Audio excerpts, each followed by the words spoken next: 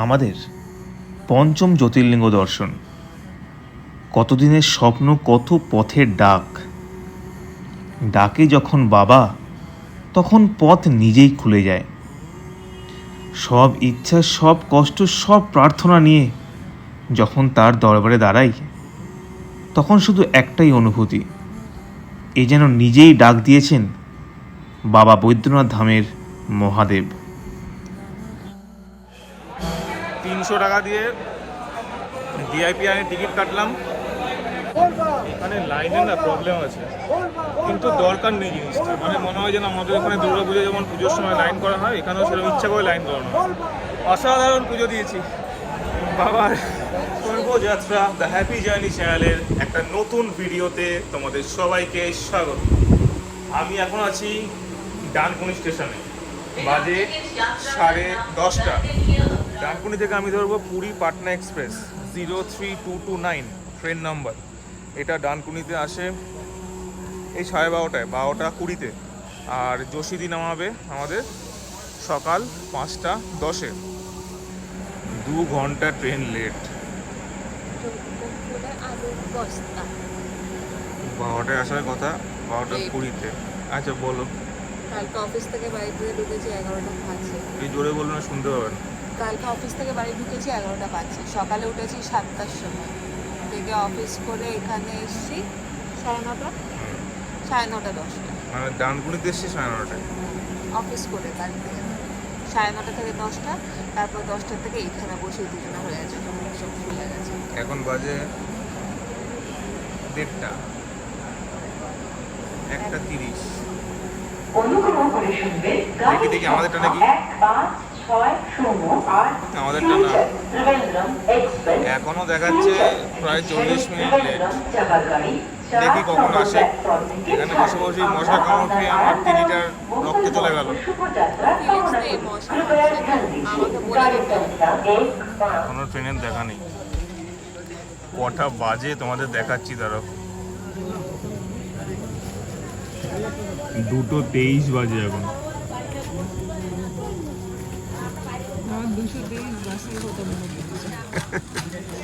বলেছে অ্যানাউন্স করেছে 03229। শোনো 03229। আয় ভাই আয়, ট্রেন আয়। একটা প্রবলেম হচ্ছে, এখানে কোচ নাম্বার কোথাও লেখা নেই, তাই বুঝতে পারছি না M4 কোথায় পড়বে। উঠে যাবো তো বুঝলাম, উঠে গিয়ে তারপর দেখতে হবে। মহান ট্রেন ঢুকছে। কি ম্যাডাম, কি করলেন এতক্ষণ আপনি? আয় বাবা আয়, 3 ঘন্টা ধরে বসিয়ে রেখেছি। এখন কোথায় কোচ পড়বে যাই না। এরকম মাঝ রাস্তায় ট্রেন ধরা সত্যি চাপে। এখন B4 কোথায় আছে খুঁজে বেড়াও। B7 পেয়ে যাবো।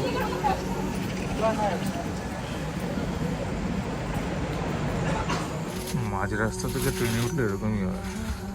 এই যে আমাদের সিট, এটা 21 নম্বর, আর এটা 19 উপরে আপার, আর এই মিডল। ট্রেন মনে হচ্ছে ছেড়ে দিয়েছে। 4 ঘন্টা লেট আমাদের ট্রেন। এই যোশীদি পৌঁছালাম। সকাল 5টায় নামার কথা, এখন বাজে 8:30, 8:37। কতক্ষণ হলো? 5, 6, 7, 8, 3 ঘন্টা 37 মিনিট লেট ট্রেন। এখন নেমেছি, এখান থেকে টোটো ধরতে হবে, না টোটো না অটো, কি পাওয়া যায় দেখি। যা পাওয়া যায় তোমাদের দেখাচ্ছি। এখান থেকে যেতে হবে ক্লক টাওয়ার বলে একটা জায়গা, যেখানে ওই মেন জায়গা, সেখান থেকে মন্দির সামনে। কি পাওয়া যায় দেখি এখানে।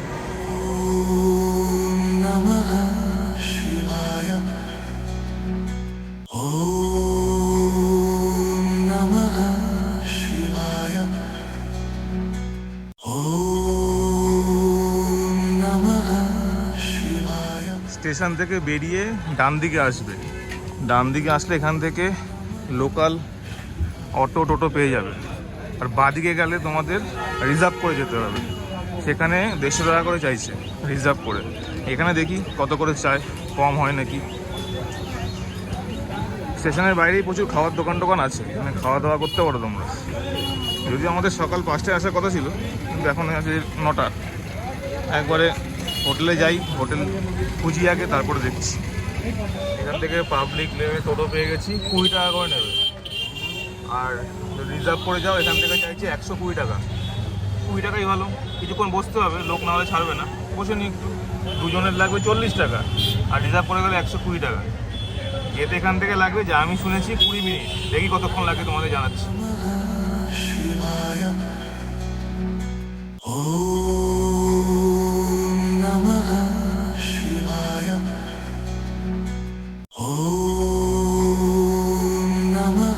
এই যে ক্লক টাওয়ার, এখানকার ল্যান্ডমার্ক। এই ক্লক টাওয়ারের এখানে 3-4টে হোটেল আছে। এখানে একটা হোটেল আছে, হোটেল গণপতি ইন। এটাতে রুম রেন্ট চেয়েছে দুজনের জন্য 2100 টাকা। আর আমরা এখানে আছি হোটেল কার্তিক। চলো রুমটা তোমাদের দেখিয়ে দিই। এর নিচেই রেস্টুরেন্ট আছে, হোটেল মধুবন, ওটা রেস্টুরেন্ট। আর এই সোজা গেলে এই সোজা মন্দির। এখান থেকে বেশি দূর না, 300-400 মিটার হবে, 7-8 মিনিট লাগে হেঁটে গেলে। চলো তোমাদের রুম ট্যুরটা করিয়ে দিই। হ্যালো ম্যাডাম, এসেই শুয়ে পড়েছে। আচ্ছা, রুমে কি কি আছে? রুমে আছে একটা বসার জায়গা, সোফা, এসি আছে, টিভি আছে। কোন রিজনে টিভি দেয় জানি না, আমি এখানে টিভি দেখতে আসিনি। একটা বড় খাট আছে।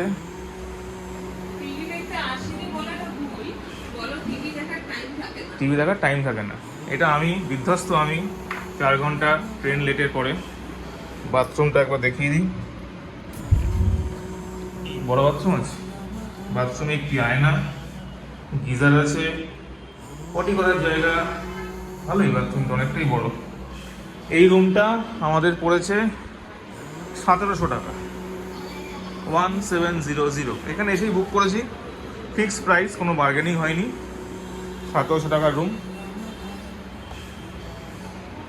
স্নান টান করে আমরা বেরিয়েছি পুজো দেওয়ার জন্য। আমাদের হোটেল থেকেই একজন পণ্ডিতজি, উনি আমাদের সাথেই যাচ্ছেন, উনি ঠিক করে দিয়েছেন, উনি আমাদের পুজো দিয়ে দেবেন। দেখি কী সিস্টেম। সকালে যখন এসেছিলাম তখন এই জায়গাটা মোটামুটি ফাঁকা ছিল, মানে এখন দেখতে পাচ্ছি অনেক দোকানপাট বসছে। গরম প্রচণ্ড, ওই জন্যই সবাই শীতকালে আসে। বাট এখন আশা করি একটু ফাঁকা পাবো, দেখা যাক।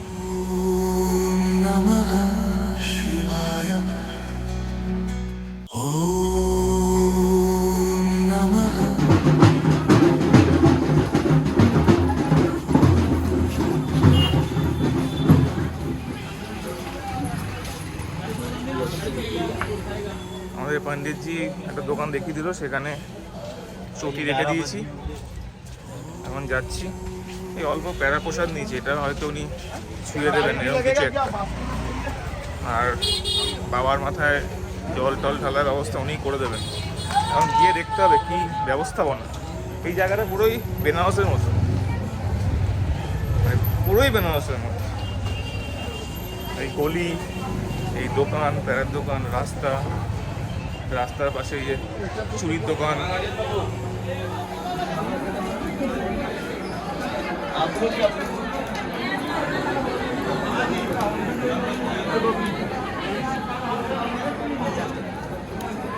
এখান থেকে জল নিতে হবে। আর এখানে এই ছোট ফুলের ডালা।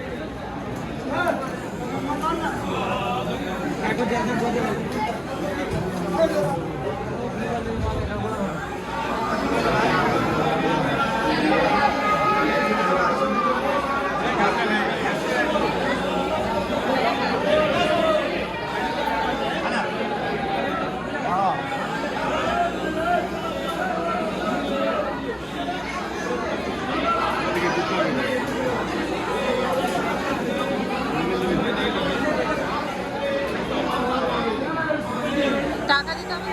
300 টাকা দিয়ে ভিআইপি লাইনে টিকিট কাটলাম। জেনারেল লাইনে মোটামুটি 3 থেকে 4 ঘন্টা লাগবে, আর এই লাইনে বললো 1 ঘন্টা লাগবে। এখন দেখা যাক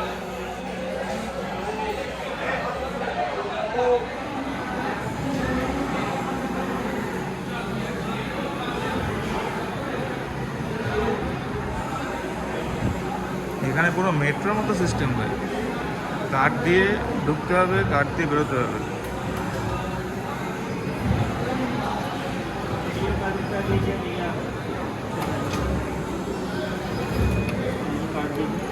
এই জায়গাটা আমরা মহাকাল মন্দিরে যেরকম দেখেছিলাম ওরকমই, এখন তো পুরী মন্দিরেও এরকম করে দিয়েছে। এরকম ছোটো ছোটো করিডোরের মধ্যে যেতে হবে, এগুলো করিডোর না কি বলবো জানি না এটাকে। আর উপরে এটা লাইন, এটাই এত টাকার লাইন, তাতেও এত ভিড়। চলো। ঝাড়খণ্ডের দেওঘরে অবস্থিত বাবা বৈদ্যনাথ ধাম হিন্দু ধর্মের অন্যতম পবিত্র তীর্থক্ষেত্র।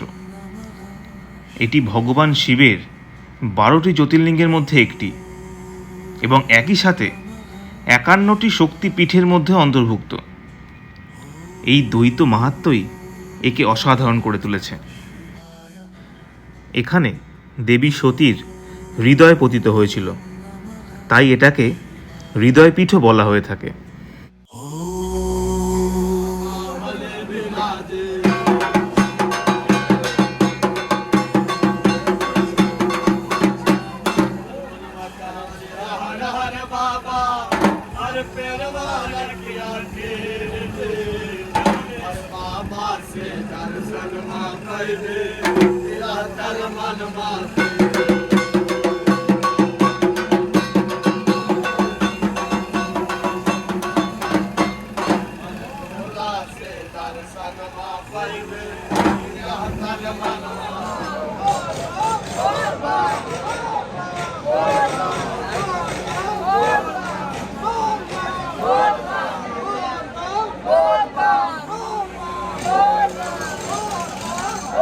মানে লাইনের না প্রবলেম আছে। ভিআইপি লাইন 300 টাকা আর নর্মাল লাইনে শুনলাম 4 ঘন্টা লেগেছে, যেটা আমাদের 1 ঘন্টা লেগেছে। একটা জায়গায় এসে ভিআইপি আর নর্মাল লাইন একসাথে হয়ে যায়। কিন্তু দরকার নেই জিনিসটা, মানে মনে হয় যেন আমাদের এখানে দুর্গাপুজো যেমন পুজোর সময় লাইন করা হয়, এখানেও সেরকম ইচ্ছা করে লাইন করানো হয়। নর্মাল যদি লোকজন যায়, নর্মাল তাড়াতাড়ি পুজো হয়ে যায়। কেন এত লাইনের ব্যবস্থা করেছে কে জানে, এটাই অসুবিধা। এছাড়া বাকি সব ঠিকই আছে, বাবার কাছে এসছে, তাই তো ঠিক আছে। কত নম্বর জ্যোতির্লিঙ্গটা? 5 নম্বর জ্যোতির্লিঙ্গ। আর বাকি 3টে যখন হবে তখন, তাই তো হয়ে যাবে, খুব তাড়াতাড়ি হয়ে যাবে। বাকি 3টে না, এখনো বাকি 7টা। হ্যাঁ, 3টে এই বছর হতে পারে, হয়ে যাবে না? ঠিক আছে, পার্বতী যখন বলেছে তখন হয়েই যাবে। ঝাড়খণ্ডের মুখ্যমন্ত্রী এখন দেবতা দর্শন করতে এসছে, ওই জন্য আমাদের লাইন এখন দাঁড়িয়ে আছে। ঠিকই আছে, আমি এসছি তো সেদিন ওকে আসতেই হবে না, ও বুঝে গেছে না আমি এসছি, এত পবিত্র দিন একটা, সেখানে ঝাড়খণ্ডের মুখ্যমন্ত্রী এসছে। কী বলবো, কখন থেকে দাঁড়িয়ে আছে, প্রায় 2 ঘন্টা হয়ে গেছে লাইন দাঁড়িয়ে আছে। ভিআইপি আনি দেবো, লাভ নেই, ওই লাইন তোমাকে দিতে যাবে অনেকক্ষণ, তখন মুখ্যমন্ত্রী যাবে তারপরে। রে তোর অবস্থা তো খারাপ দেখতে পাচ্ছি।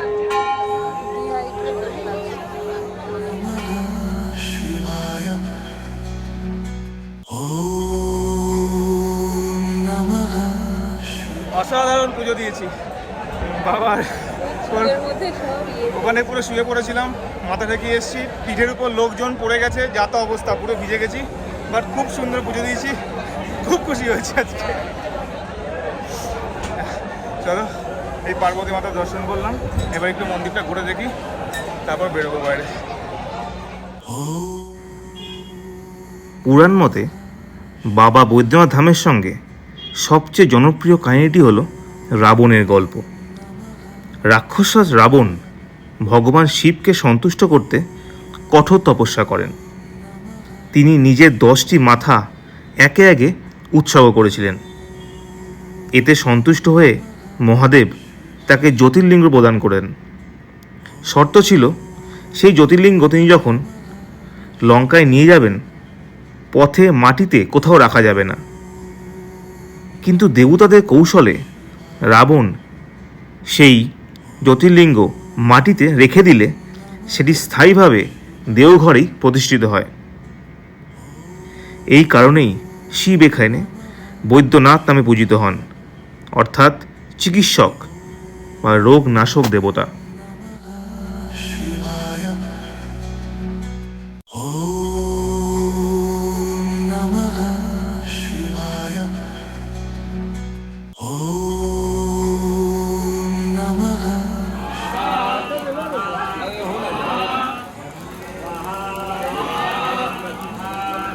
পুজো দেওয়া কমপ্লিট আমাদের, এখন বাজে দুপুর 2টো। পুজো খুব ভালোভাবে দিয়েছি, পুরো এক্সস্টেড হয়ে গেছি। এখন একটু রুমে গিয়ে রেস্ট নিই, তারপর বিকালে বেরোবো। বিকালে কোথায় যাবো বল দেখি? এখানে বাসুকিনাথ টেম্পল আছে, বাসুকিনাথ টেম্পল আছে, সেটা দেখতে যাবো। এখান থেকে যেতে 1 ঘন্টা মতো লাগে, 1 ঘন্টা 2 ঘন্টা। এখন গিয়ে একটু রেস্ট নিয়ে নিই, খাওয়া দাওয়া করে তারপরে বেরোবো। আজকে দুপুরের লাঞ্চ আমাদের রুমেই দিয়ে গেছে, ভেজ মাঞ্চুরিয়ান আর 2টো ভেজ চাউমিন। এটাই খেয়ে নিই, খেয়ে দিয়ে একটু রেস্ট নিয়ে নিই, তারপর বিকালে বেরোবো। তোমার সাথে আবার দেখা হচ্ছে বিকালবেলা। Good evening. আমরা একটু বেরিয়েছি, লাঞ্চ করা হয়ে গেছে, বাকি আমরা কিছু কেনাকাটি করবে। নতুন ড্রেস পরে নিয়েছে, আমার সেই একই ড্রেস। গরিব মানুষ আমি, এইসব বড়লোক মানুষদের নিয়ে আসা খুব মুশকিল। যাই হোক, এখানে কিছু কেনাকাটি করবে। নেক্সট আমরা বাসুকিনাথ টেম্পলে যাব। ওটা এখান থেকে দূর আছে, প্রায় 50-60 কিলোমিটার। ও কেনাকাটি করার পর দেখি কি টাইম হয়, তারপরে যাব। যদি যাই তোমার সাথে শেয়ার করবো যাওয়ার কি গল্প আছে ওখানে। এখন এই রাস্তাটা মানে ওই ক্লক টাওয়ার থেকে মন্দিরে যাওয়ার রাস্তাটায় অনেক ভিড়, প্রচুর দোকানপাট রয়েছে। দেখাচ্ছি দাও তোমাদের। এবার তোমাদের বলি তোমরা দেওঘরে কিভাবে আসবে। Nearest airport to Baidyanath Dham in Deoghar is Deoghar airport. এটা অ্যাপ্রক্সিমেটলি 7 থেকে 10 কিলোমিটার দূরে টেম্পল থেকে। এয়ারপোর্ট থেকে টেম্পলে আসতে 30 মিনিট মতো সময় লাগে। বাট সবচেয়ে সুবিধার হচ্ছে তোমরা ট্রেনে করে আসো। ট্রেনে করে আসলে তোমাদের নামতে হবে যোশীদি স্টেশনে। যোশীদি রেল স্টেশন থেকে তোমাদের আসতে হবে টাওয়ার চক, যেটা তোমাদের সকালে দেখিয়েছিলাম।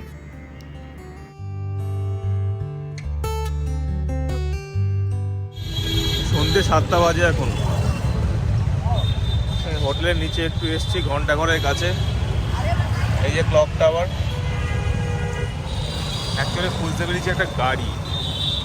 কালকে ভাবছি বাসুকিনাথ টেম্পলে যাব, সকালবেলা 4টের সময় যাব। আমাদের হোটেলে থেকে বললো গাড়ি নেবে 700 টাকা করে। তাই দেখছি এখানে যদি অন্য কোনো গাড়ি পাওয়া যায় নাকি, কত চায় না চায়।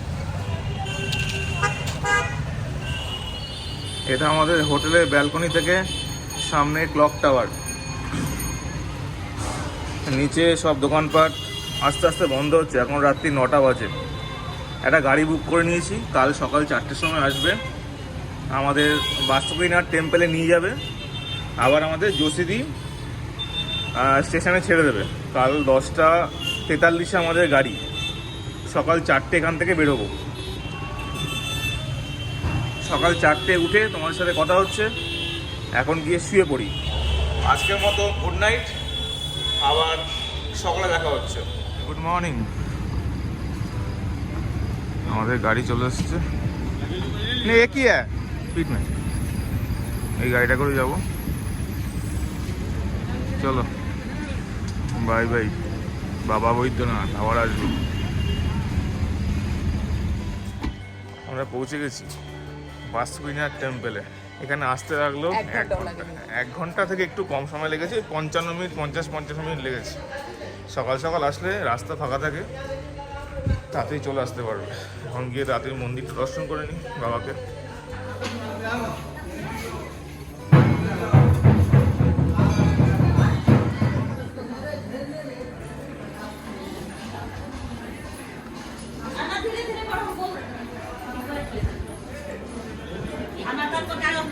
লাগিয়ে নিয়ে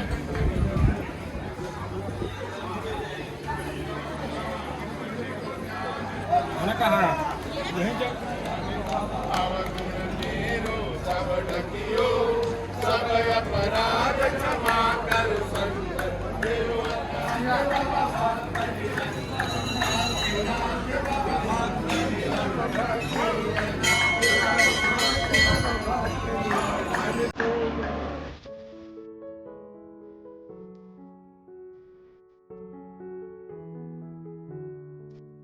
বাসুকিনাথ টেম্পলে আমাদের পুজো দেওয়া কমপ্লিট হয়েছে। আমাদের 5th জ্যোতির্লিঙ্গ দর্শন কমপ্লিট হলো খুব ভালোভাবে। খুব ভালোভাবে। তোমরা সবাই আশীর্বাদ করো আমাদের, যাতে আমরা খুব তাড়াতাড়ি আমাদের 12টা জ্যোতির্লিঙ্গ কমপ্লিট করতে 12 জ্যোতির্লিঙ্গ কমপ্লিট করতে পারি। খুব খুশি আজকে। এখানেও খুব ভালোভাবে পুজো দিয়েছি, মাথা ঠেকিয়ে একদম শুয়ে পড়ে পুজো দিয়েছি। যেরকম ফুলও খুব সুন্দরভাবে একদম দেয়া একদম খুব ভালোভাবে পুজো দিয়েছি। এখানে খুব সকাল সকাল আসবে, তাহলে একটু ফাঁকা থাকে। এরপরে শুনেছি ভিড় হয়ে যায়, বাট এখন মোটামুটি ফাঁকা আছে। এই পুরো পুজো দিয়ে ঘুরতে মোটামুটি তোমাদের আধ ঘন্টা 1 ঘন্টার মধ্যে হয়ে যাবে তোমাদের। এখন এখান থেকে বেরিয়ে যাব স্টেশনে। ট্রেন আছে আমাদের 10টা, যদি অনেক তাড়াতাড়ি হয়ে গেছে, এখন মনে হয় 7টাও বাজেনি।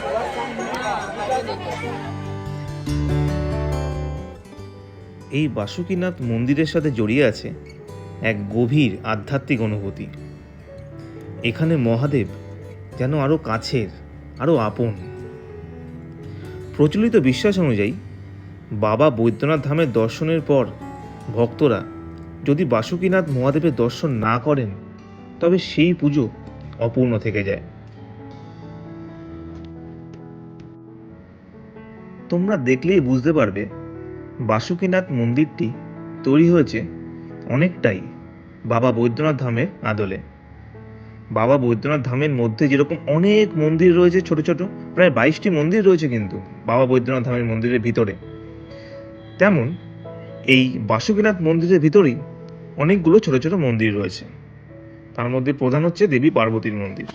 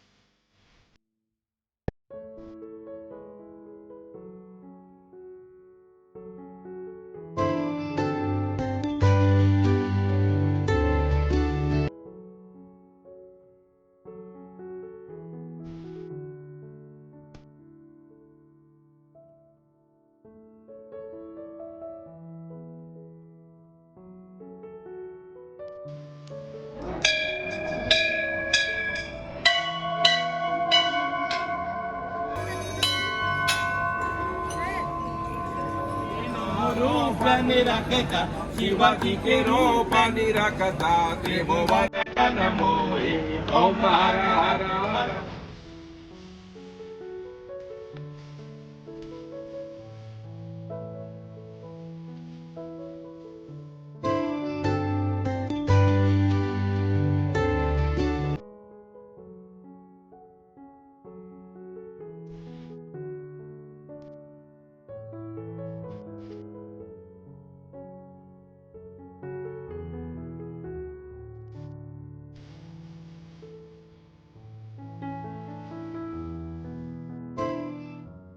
আমাদের মন্দির দর্শন শেষ, এবার ফেরার পালা।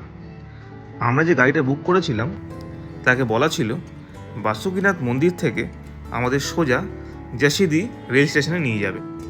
এবার তোমাদের বলি, বৈদ্যনাথ ধাম দর্শন করতে এলে আশেপাশে তোমরা কি দেখতে পাবে। আর এখানে আছে ত্রিকুট পাহাড়, নন্দন পাহাড়, নবদুর্গা মন্দির, তপবন, এরকম আরও অনেক জিনিস।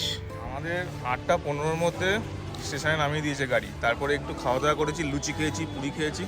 এখন বাজে কটা, 8:53 বাজে। আমি শশা দেখি দিই, শশা কত বড়। হ্যাঁ, ও খাওয়াটা দেখাতে হবে আর কি। যাই হোক, তোমরা বাসুকিনাথে যেতে পারো, সকাল সকাল গেলে ফাঁকা থাকে, তাড়াতাড়ি চলে আসতে পারবে। আমাদের ট্রেন 10:43, মানে এখন 2 ঘন্টা ওয়েট করতে হবে।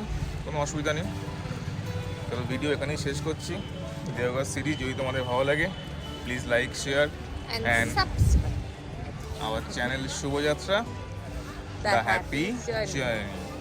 গুড নাইট বলতে পারছি না, গুড বাই। অ্যাকচুয়ালি আমি একটু গুড নাইটই বলতে চাচ্ছি। চলো টাটা। এরপরে তাড়াতাড়ি খুব আসছে আরও 3টে জ্যোতির্লিঙ্গের ভিডিও মানে আমরা যাবো, তারপরে ভিডিও আসবে, বাট যাওয়ার ইচ্ছা আছে, দেখা যাক। Bye bye.